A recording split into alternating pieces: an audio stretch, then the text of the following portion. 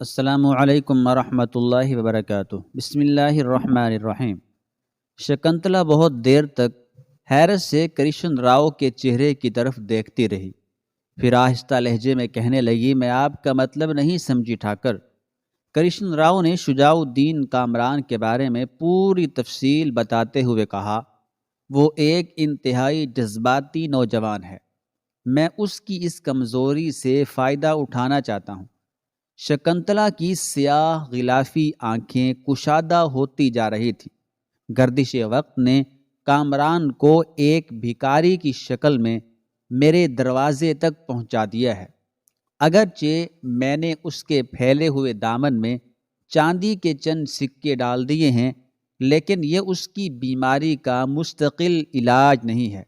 مجھے خبر ہے کہ جب وہ اپنے ماموں قائم خان راجپوت سے انتقام لے لے گا تو اسے میری ضرورت محسوس نہیں ہوگی، اور پھر وہ اپنی منزل کی طرف واپس لوٹ جائے گا۔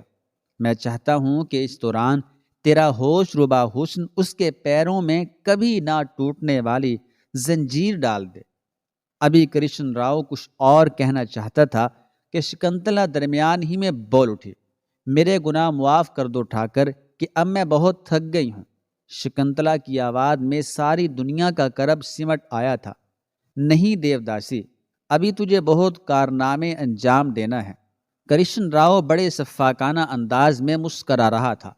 کیا میرا یہ کارنامہ کم ہے کہ میں اپنے شریر اور آتما سے محروم ہو گئی؟ اچانک شکنتلا کے ہونٹوں سے تلخیوں کا زہر ٹپکنے لگا تھا۔ یہ کوئی زندگی ہے کہ ایک عورت ہوتے ہوئے بھی مجھے بھیڑ اور بکریوں کی قطار میں رکھا گیا؟ جانور بھی مجھ سے بہتر ہیں کہ انہیں حیوان سمجھ کر معاف کر دیا جاتا ہے۔ دنیا مجھے دیوداس سمجھتی ہے، مگر مندر کے پجاری خوب جانتے ہیں کہ میں کون ہوں۔ ایک مہذب ویشیا جو بجنوں کے شور میں بے لباس ہو کر اس شخص کے سامنے ناچتی ہے جو ہندو دھرم کا محافظ ہے۔ شکنتلا نے براہ راست کرشن راؤ کی ذات کو اپنی دشنام ترازی کا ہدف بنایا تھا۔ دیوداسی، کرشن راؤ لفظوں کی اس ضرب کو برداشت نہ کر سکا اور وحشیوں کی طرح چیخ اٹھا، یہ تو کہہ رہی ہے شکنتلا؟ کرشن راؤ کی زبان سے قہر و غضب کی چنگاریاں پھوٹ رہی تھیں۔ کیا اس دن کے لیے میں نے تجھ پر رحم کھایا تھا؟ اگر میں چاہتا تو مندر میں جھاڑو دینے والے ادنا ترین خادم تجھے اپنی خوراک بنا لیتے، مگر یہ میرا احسان عظیم ہے کہ میں نے بڑے پجاری کو بھی تیری طرف آنکھ اٹھا کر دیکھنے کی اجازت نہیں دی۔ بدنصیب شکنتلا اس مظلوم چڑیا کی طرح سہم گئی جس کی طرف خونخوار باز کے پنجے لپک رہے تھے۔ کیا تو نے اپنی دوسری ہم جنسوں کا حشر نہیں دیکھا؟ کرشن راؤ دوبارہ چیخا۔ یہاں اور بھی تو دیوداسیاں ہیں جو چند راتوں سے زیادہ ٹھاکر کی خدمت انجام نہ دے سکیں۔ وہ اس قابل ہی نہیں تھی کہ کرشن راؤ انہیں زیادہ دن برداشت کر سکے۔ تو خوب جانتی ہے کہ وہ دیوداسیاں آج کس حال میں ہیں۔ بوڑھا راجپوت ایک مجبور لڑکی پر کیے جانے والے احسانات کی فہرست پیش کر رہا تھا۔ میں نے ایک احسان یہ بھی کیا ہے کہ تجھے دھرم کی تعلیم دلائی۔ اب تو ایک جاہل دیوداسی نہیں بلکہ برہمنوں کی مذہبی رسمیں جاننے والی ایک باخبر عورت ہے۔ کیا تو اپنی گردن سے میرے احسانات کا طوق اتار کر پھینک سکتی ہے شکنتلا؟ کرشن راؤ نے انتہائی طیش کے عالم میں دیوداسی سے سوال کیا۔ شکنتلا خوف اور دہشت کی کیفیت میں مبتلا خاموش بیٹھی رہی۔ اگر تو میرے احسانات کی زنجیریں توڑ کر مندر کی حدود سے فرار ہونا چاہتی ہے تو اسی وقت نکل جا، میں تجھے نہیں روکوں گا۔ کرشن راؤ کسی شعلے کی طرح بھڑکتا ہی جا رہا تھا۔ یہاں سے نکل کر باہر کی دنیا بھی دیکھ لے، پھر تجھے اندازہ ہو جائے گا کہ عورت کے لیے کہیں کوئی پناہ گاہ موجود نہیں۔ سارے ہی مرد درندے ہیں، مگر ان میں ٹھاکر سب سے بہتر درندہ ہے، اپنے شکار کو شفقت و کرم کی نگاہ سے دیکھنے والا درندہ۔ مگر اتنا یاد رکھنا شکنتلا کہ ٹھاکر کے حصار سے نکل جانے والے زیادہ دن چین کی سانس نہیں لے سکتے۔ یا تو وہ ہلاک کر دیے جاتے ہیں یا پھر ان کی حالت بیکاریوں سے بھی بدتر ہو جاتی ہے۔ کرشن راؤ نے وادی لہجے میں شکنتلا کو تنبیہ کر دیے تھے۔ دیوداسی شدت خوف سے کانپنے لگے۔ پھر اس نے اپنے دونوں ہاتھ جوڑتے ہوئے کہا، مجھے معاف کر دو ٹھاکر کہ میں اپنی گستاخ کلامی پر بہت شرمندہ ہوں۔ یہ بے مقصد زندگی کبھی کبھی جینے کی خواہش سے بیزار کر دیتی ہے اور ذہن میں عجیب عجیب خیالات ابھرنے لگتے ہیں۔ اپنے پاگل پن پر قابو حاصل کر دیوداسی، ورنہ تیرے یہ خیالات تجھے بہت آزار پہنچائیں گے۔ کرشن راؤ کے لہجے میں کسی قدر نرمی پیدا ہو گئی تھی۔ اور یاد رکھ کہ تیری زندگی بے مقصد نہیں ہے۔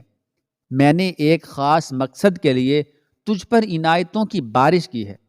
غور سے سن کہ عن قریب ایک سرکشیدہ مسلمان تیرے پاس آنے والا ہے۔ وہ بہت سادہ اور احمق ہے۔ اس نے آج تک کسی عورت کو قریب سے نہیں دیکھا اور اس کے ہونٹوں نے کسی نشہ آور شے کا ذائقہ نہیں چکھا۔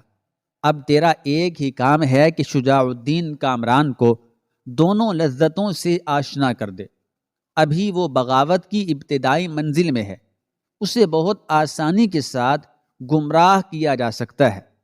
کرشن راؤ شکنتلا کو اپنے منصوبے کی تفصیلات سمجھا رہا تھا۔ اگر وہ اپنا مذہب ترک کر کے ہندو دھرم کی طرف واپس لوٹ آئے تو یہ تیرا بڑا کارنامہ ہوگا۔ ہو سکتا ہے کہ میں تیرے اس کارنامے سے خوش ہو کر تجھے زندگی بھر کے لیے آزاد کر دوں۔ شکنتلا انتہائی جبر کے عالم میں مسکرانے لگی۔ اگر یہ نہ ہو سکے تو پھر کم سے کم کامران کو اتنا گمراہ ضرور کر دے کہ وہ دوبارہ اپنے آپ کو نہ پا سکے۔ کرشن راؤ یکایک بہت زیادہ مشتعل نظر آنے لگا تھا۔ ایسا ہی ہوگا ٹھاکر۔ شکنتلا کی مسکراہٹ بھی گہری ہو گئی تھی۔ تو مجھے اپنی تسخیر اور فتح کا پہلا ثبوت فراہم کر دے شکنتلا، پھر میں تیرے توبہ شکن حسن کو مسلمانوں کے بڑے بڑے سپہ سالاروں پر آزماؤں گا۔ کرشن راؤ کا لہجہ مزید جذباتی ہو گیا تھا۔ میں نے سنا ہے کہ یہ گوش خور قوم بہت رنگین مزاج ہوتی ہے، پتھر کے مجسموں کی پرستش نہیں کرتی، مگر میں اس کے سامنے ہزاروں زندہ بت پیش کروں گا، پھر وہی بت ان خدا پرستوں کو ہلاک کر ڈالیں گے۔ دیوداسی شکنتلا گھبرا گئے۔ آخر آپ مجھ سے کیا چاہتے ہیں ٹھاکر؟ ابھی میں تجھے اپنے اس منصوبے کے بارے میں تفصیل سے نہیں بتا سکتا شکنتلا، کرشن راؤ نے کچھ سوچتے ہوئے کہا۔ ابھی میرے ذہن میں کچھ دھندلی سی لکیریں ابھر رہی ہیں۔ ابھی ان لکیروں میں رنگ نہیں بھرا ہے اور وہ جوڑی بھی نہیں گئی ہیں۔ ہر لکیر الگ الگ ہے۔ جب میں ان لکیروں کو ملا کر تصویر مکمل کر لوں گا تو پھر تجھے سب کچھ بتا دوں گا۔ فی الحال شجاع الدین کامران میرے منصوبے کا پہلا شکار ہے۔ اگر تو نے اس مغرور لڑکے کو اپنے دیوتاؤں کے قدموں پر جھکا دیا تو میں سمجھ لوں گا کہ میرا ذہن غلط نہیں سوچ رہا ہے۔ میرے اس خوفناک منصوبے کی کامیابی کا انحصار تیری پہلی کامیابی پر ہے۔ اگر تو کامران کو گمراہ کرنے میں کامیاب ہو جاتی ہے تو پھر تجھے تازہ دم دیوداسیوں کی ایک فوج تیار کرنی ہوگی۔ کرشن راؤ نے اپنے منصوبے کا ابتدائی خاکہ مبہم انداز میں بیان کرتے ہوئے کہا۔ دیوداسی شکنتلا گہری سوچ میں ڈوب گئے۔ شکنتلا تجھے کیا ہو گیا ہے؟ ایک طویل سکوت کے بعد کرشن راؤ نے دیوداسی کو پکارا۔ شکنتلا چونک کر کرشن راؤ کی طرف دیکھنے لگی۔ یہ تیرے سوچنے کی باتیں نہیں دیوداسی۔ کرشن راؤ اچانک مسکرانے لگا۔ ابھی ہندو دھرم کا یہ نگہبان زندہ ہے۔ میں اپنے دیوتاؤں کو ان ملیچ حملہ آوروں کے سامنے شرمندہ نہیں ہونے دوں گا۔ شکنتلا جبراً مسکرانے لگی۔ اپنے ذہن سے ان پریشان خیالات کو جھٹک دے اور میرے جلتے ہوئے دل و دماغ پر اپنے نغموں کی اوس ٹپکا دے کہ میں بہت پیاسا ہوں دیوداسی۔ کرشن راؤ نے کسی بلحوث بوڑھے کے انداز میں کہا۔ شکنتلا نے اپنی مصنوعی مسکراہٹ پر مجبوری کی ایک اور گہری تہ چڑھائی۔ پھر وہ کسی زر خرید لونڈی کی طرح اٹھی، نیا لباس تبدیل کیا، کرشن راؤ کو اپنے ہاتھوں سے شراب پلائی اور پھر کسی پیشہ ور رقاصہ کی طرح ناچنے لگی۔ شکنتلا ہندو دھرم کا بہت زیادہ گیان رکھتی تھی، مگر اس کی مجبوریاں اسے ایک سرمایہ دار بوڑھے کے سامنے شرمناک حالت میں نچا رہی تھیں۔ بڑا عجیب منظر تھا۔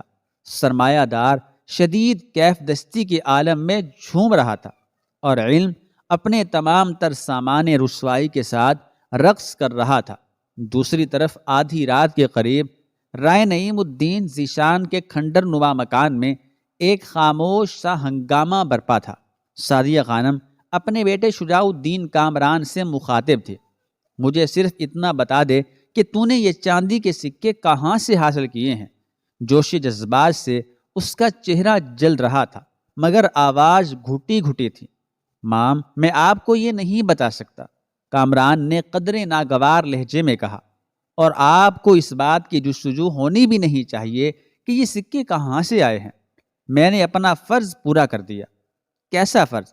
سعدیہ خانم نے ٹھہرے ہوئے انداز میں کہا، یہی کہ جوان ہونے کے بعد بھی میں آپ کی کفالت نہیں کر سکتا تھا۔ کامران کے لہجے میں احساس فخر تھا۔ آج میں نے اس داغ کو دھو دیا۔ آئندہ آپ مجھ پر یہ تہمت نہیں تراشیں گی کہ میں غیر ذمہ دار اور نکما ہوں۔ چند لمحوں کے لیے سعدیہ خانم ساکت ہو کر رہ گئے اور پھر انتہائی شکستہ آواز میں بولی، تو میری محبتوں کو تہمت کا نام دے رہا ہے کامران؟ میری زبان سے ادا ہونے والے الفاظ تیرے نزدیک ایک داغ کی حیثیت رکھتے ہیں۔ میں نے تیری پرورش کو ایک بوجھ سمجھا ہے، اور کیا میں تجھ سے اپنی مامتا کا حساب طلب کر رہی ہوں؟ مجھے آپ سے محبت بھی ہے مام، اور میں آپ کی عزت بھی کرتا ہوں۔ شجاع الدین کامران کے لہجے میں کوئی فرق نہیں آیا تھا، مگر یہ بھی حقیقت ہے کہ آپ نے برسوں تک مجھے نااہل سمجھ کر طعنہ زنی کی ہے۔ آج میں اپنے اس گناہ کا کفارہ ادا کر رہا ہوں۔ بے شک بے روزگاری ایک جرم ہے اور مفلسی ایک گناہ۔ میں اپنے سابقہ گناہوں سے تائب ہوتا ہوں اور یقین دلاتا ہوں کہ آئندہ مجھ سے اس قسم کا کوئی گناہ سرزد نہیں ہوگا۔ کامران کے لہجے میں کوئی طنز نہیں تھا، مگر لفظوں میں تلخیوں کا زہر بھرا ہوا تھا۔ مجھ پر آپ کا جتنا قرض ہے میں اسے بہت جلد اتار دوں گا۔ تو میرا قرض ان سکوں سے اتار دے گا جن کے بارے میں بتاتے ہوئے مجھے خود بھی شرم محسوس ہوتی ہے۔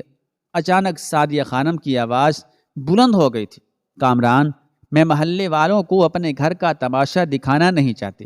خدا کے لیے مجھے بتا دے کہ یہ سب کچھ کیا ہے۔ میں تیرے اس جرم کو فراموش کر دوں گی کہ تو نے میری محبت کو دولت کے ترازو میں تول کر ہمیشہ کے لیے بے وقعت کر دیا۔ میں نے آپ کی محبت کا سودا نہیں کیا مام، مگر یہ اس دنیا کی سب سے بڑی سچائی ہے کہ کوئی ماں بھی ایک ناکارہ اولاد کو برداشت نہیں کرتی۔ یہ بات آپ پر واضح ہو جانی چاہیے کہ مجھے ان سکوں کے حصول میں کوئی شرم محسوس نہیں ہوئی۔ یہ میری محنت کا نتیجہ ہے، ایسی محنت کہ جس کا اندازہ آپ بھی نہیں کر سکتے۔ شجاع الدین کامران کے لہجے میں ماں کا احترام بھی تھا، مگر معاشرے کی رسموں سے بغاوت بھی۔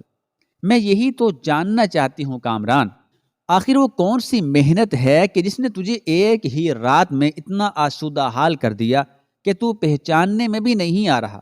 سعدیہ خانم شدید جھنجھلاہٹ کا شکار نظر آ رہی تھی۔ میں اپنی اس محنت کے بارے میں کسی قسم کی وضاحت ضروری نہیں سمجھتا۔ کامران کی بے پرواہی کے انداز میں کوئی تبدیلی نہیں آئی تھی۔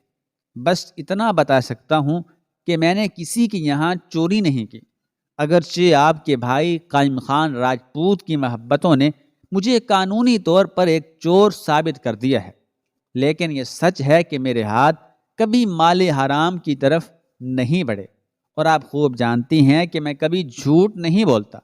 شجاع الدین کامران نے ایک ایک لفظ پر زور دیتے ہوئے کہا، ہاں میں خوب جانتی ہوں کہ تو جھوٹا نہیں ہے، سعدیہ خانم نے بے اختیار ہو کر کہا، مگر اپنی ماں سے یہ رازداری بھی کسی جھوٹ سے کم نہیں ہے۔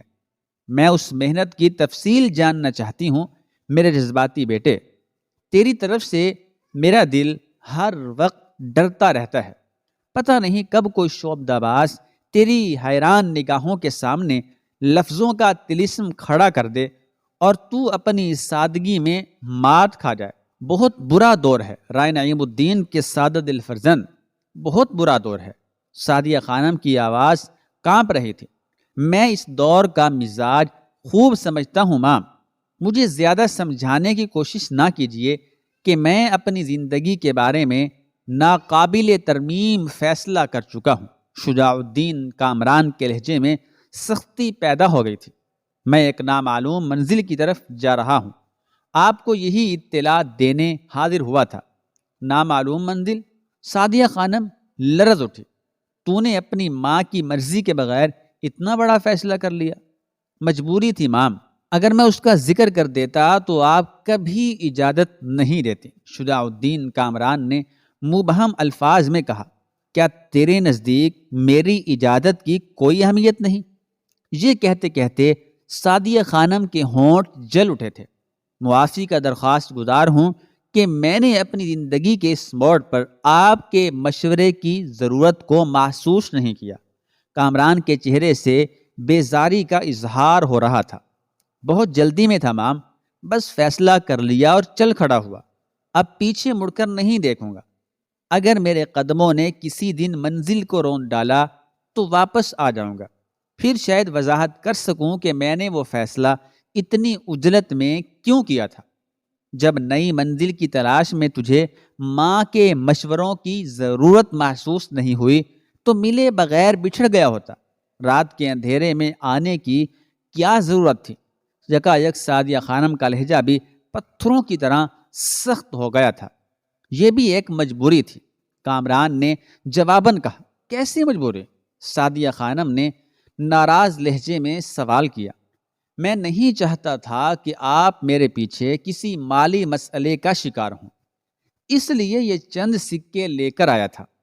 کامران نے اپنی آمد کی وضاحت کرتے ہوئے کہا، مجھے یہ گوارا نہیں کہ آپ اس بڑھاپے میں ناپسندیدہ لوگوں کی مزدوری کرتی پھریں۔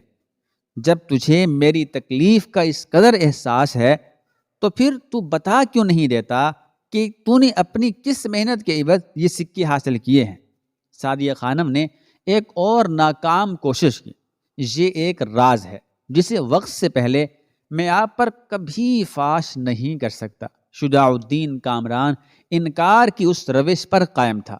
اگر میں تجھے لب کشائی کے لیے حکم دوں، سعدیہ خانم نے تیز لہجے میں کہا، آج میں اس حکم کو بھی نظر انداز کر دوں گا۔ شجاع الدین کامران کی سختی اسی طرح برقرار تھی۔ ہاں، آپ یہ حکم دے سکتی ہیں کہ میں اپنے ہاتھ سے اپنی گردن کاٹ دوں۔ آج مجھے نافرمان ہو جانے دیجیے کہ اس میں میرا سکون مضمر ہے۔ آپ تو انتہائی شفیق اور مہربان ہیں، پھر میرے سکون کے لیے اپنے سوالات کا سلسلہ ختم کیوں نہیں کر دیتے؟ یہ سوالات کا سلسلہ اس وقت تک جاری رہے گا جب تک تو چاندی کے ان سکوں کا راز ظاہر نہیں کر دے گا۔ سعدیہ خانم برہم نظر آنے لگی تھی۔ تجھے ماں کے سکون کا خیال نہیں کامران؟ ماں، میں آپ کو کیا بتاؤں کہ میرے ذہن میں اس وقت کسی دوسرے خیال کا گزر نہیں۔ شجاع الدین کامران اس جذباتی حربے کو بھی برداشت کر گیا تھا۔ تو پھر اچھی طرح سمجھ لے کہ تیری ماں یا تو بھوکی مر جائے گی یا پھر وہ مزدوری کے لیے نکل کھڑی ہوگی۔ سعدیہ خانم نے بھی اپنا آخری فیصلہ سنا دیا تھا۔ اس مال حرام کی گٹھڑی کو اٹھا کر باہر پھینک دے بیٹے کہ تیری ماں ایک لمحے کے لیے بھی اس کی موجودگی برداشت نہیں کر سکتی۔ اگر ہمیں سیم و زر کا یہ ڈھیر اتنا ہی عزیز ہوتا تو تیرا باپ کبھی اپنے خون سے غسل نہ کرتا۔ قتل ہونے سے پہلے دہلی کے امراء نے اسے بہت سمجھایا تھا کہ وہ سلطان کے احترام میں اپنی گردن کو خم کر دے، پھر اس پر دنیا کی تمام نعمتوں اور آسائشوں کے دروازے کھل جائیں گے۔ مگر وہ بڑا غیرت مند تھا۔ جب اسے موت آئی تو دیکھنے والوں نے دیکھا کہ اس کی گردن میں وہی تناؤ تھا جس سے شجاعت و مردانگی کی تاریخ رقم ہوتی ہے۔ میں اس مرد غیور کی بیوہ ہوں کامران۔ شدت جذبات سے سعدیہ خانم کی آواز لرز رہی تھی۔ اور تو بھی تو اسی کا بیٹا ہے، پھر تیرے خون کا رنگ بدل کیوں گیا؟ میرے بچے، ایک بار کہہ دے کہ تیرے خون کا رنگ نہیں بدلا ہے بلکہ بینائی کمزور ہو گئی ہے۔ یہ اس خون کا تو اثر ہے کہ میں منزل فنا کی طرف جا رہا ہوں۔ شجاع الدین کامران بھی پرجوش ہو گیا تھا۔ اگر میری رگوں میں رائے نعیم الدین ذیشان کا لہو شرر فشاں نہ ہوتا تو میں بھی ذلت آمیز زندگی سے کوئی معاہدہ کر لیتا۔ تو پھر ان سکوں کو واپس کر دے بیٹے اور اپنی ماں کی آغوش میں سما جا۔ تو بیمار ہو گیا ہے، میں تیری مسیحائی کروں گی کہ میرے سوا تیرا کوئی غم گسار نہیں۔ میں تجھے کیسے بتاؤں کہ یہ دنیا والے تجھے مار ڈالیں گے۔ سعدیہ خانم بہت زیادہ جذباتی ہو گئی تھی۔ اگر کوئی دوسرا موقع ہوتا تو شاید کامران بھی اس صورتحال کی سنگینی سے متاثر ہو کر رونے لگتا، لیکن اس وقت سعدیہ خانم کا فریادی لہجہ بھی اسے متاثر نہ کر سکا۔ میں اپنی زندگی رہن رکھ چکا مام، اب اس سودے کی شرائط میں کوئی تبدیلی نہیں ہو سکتی۔ کامران نے بھرپور استقامت کا مظاہرہ کرتے ہوئے کہا، جب آپ حوالے کے لیے رائے نعیم الدین ذیشان کا نام پیش کرتی ہیں تو پھر اس حقیقت کو کیوں بھول جاتی ہیں کہ آخر میں بھی انہی کا بیٹا ہوں۔ شوہر کے فیصلے پر آپ فخر کر سکتی ہیں، مگر بیٹے کے ارادوں کو زنجیر پہنانے کے لیے آپ خون اور نسل کے واسطے دینے لگتی ہیں۔ مادر محترم، یہ کیسی ناانصافی ہے؟ ابھی تو میں قتل بھی نہیں ہوا، اور پھر موت سے پہلے یہ شور ماتم کیسا؟ سعدیہ خانم کے اعصاب بکھر گئے اور وہ ہذیانی انداز میں چیخنے لگی، میری محبت کو ناانصافی قرار دیتا ہے؟ بے رحم، جب تیرا باپ قتل ہوا تھا تو اس صدمے کو برداشت کرنے کے لیے میرے جسم میں خون کا ایک دریا موجود تھا، مگر آج کچھ بھی نہیں۔ میری طرف دیکھ کہ آنکھوں کا پانی خشک ہو چلا ہے۔ مجھے زندگی کے ایک ہی امتحان نے اس قدر تھکا دیا ہے کہ میں نے سانسوں کا یہ سفر کانٹوں پر گھسٹ گھسٹ کر طے کیا ہے۔ میرے بدن کا ایک ایک رواں زخمی ہے۔ کامران، مجھے دوسری آزمائش میں نہ ڈال کہ اب میں بہت تھک گئی ہوں۔ شجاع الدین کامران نے سعدیہ خانم کے اس ماتمی احتجاج کا کوئی جواب نہیں دیا۔ میں جا رہا ہوں ماں، مجھے اپنی دعاؤں کے سائے میں رخصت کریں کہ راجپوتوں کی یہی تاریخ ہے۔ اب تو راجپوت نہیں ہے کامران، ایک مسلمان ہے۔ سعدیہ خانم نے کرب آمیز لہجے میں کہا، تو مجھے چھوڑ کر جا رہا ہے اس حالت میں کہ میرا کوئی سہارا نہیں۔ میں کچھ دن کے لیے جا رہا ہوں، زندگی نے وفا کی تو بہت جلد لوٹ آؤں گا۔ شجاع الدین کامران جانے کے لیے مڑا۔ تو سمجھتا ہے کہ مجبور ہوں۔ اچانک سعدیہ خانم کے اندر وہ عورت بیدار ہو گئی تھی جس نے آفات اور مصائب کے وقت ساری دنیا کو ٹھوکر پر مار دیا تھا۔ میری مامتا سے ناجائز فائدہ اٹھانا چاہتا ہے۔ تجھے تیری نافرمانیاں مبارک ہوں اور مجھے میری زندگی کی یہ ویرانیاں۔ کچھ دیر کے لیے سعدیہ خانم کی کمر میں نمایاں ہونے والا ہلکا سا غم دور ہو گیا تھا، اور وہ ایک ایسی عورت نظر آنے لگی تھی جو بیٹے کے آگے دامن پھیلانے کی بجائے کسی محاذ جنگ کی طرف جا رہی ہو۔ شجاع الدین کامران باہر جانے کے لیے دروازے میں داخل ہو چکا تھا۔